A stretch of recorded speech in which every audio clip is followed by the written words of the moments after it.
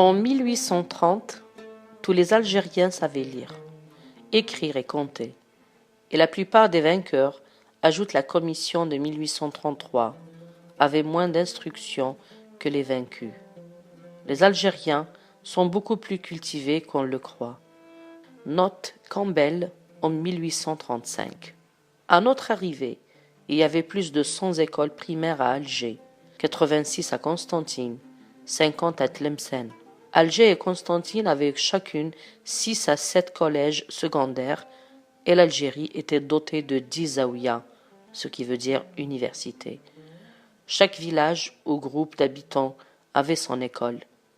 Notre occupation leur porta un coup irréparable. Du moins, les avions-nous remplacés. Monseigneur Depuche nous répond, en déplorant qu'en 1840, il n'ait trouvé que 2 ou 3 instituteurs pour toute la province d'Alger.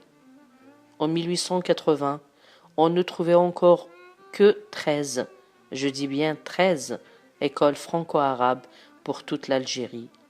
Nous avons dit notre grand orientaliste Georges Marquet, gaspiller l'héritage musulman à plaisir. Telle était la barbarie de ces barbaresques. Certes, les mœurs, parfois frustes, d'un peuple restent à l'écart.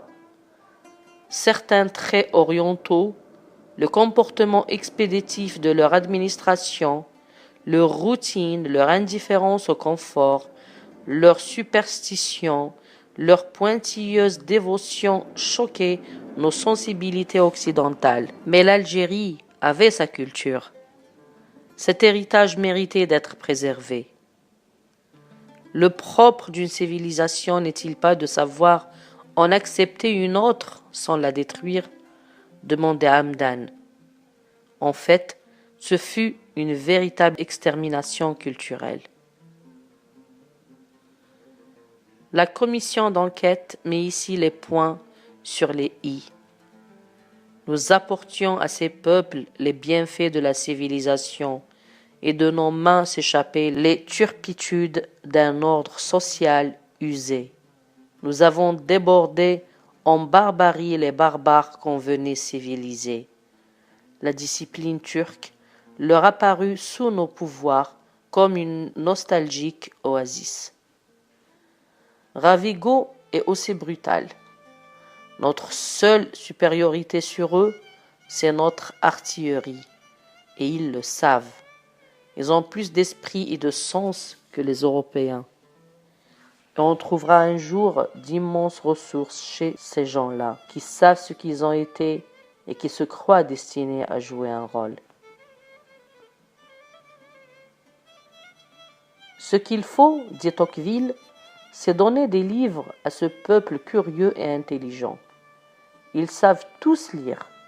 Ils ont cette finesse et cette aptitude à comprendre qu'il les rend si supérieurs à nos paysans de France.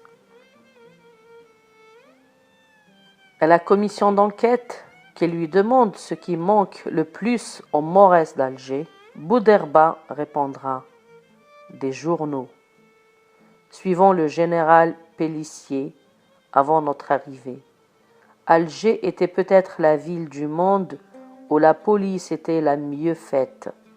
Avec nous, les vols, nageurs presque inconnus, se multiplient dans des proportions effrayantes.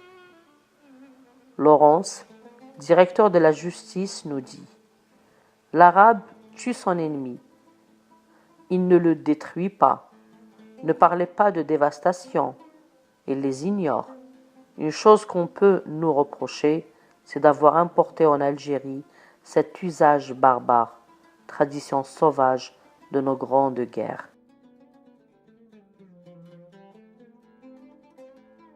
C'était dans Histoire d'un parjure par Michel Abar. Chères auditrices, auditeurs de Radio des Sans-Voix, je vous dis à bientôt dans un autre numéro des Artisans de la Paix. Au revoir.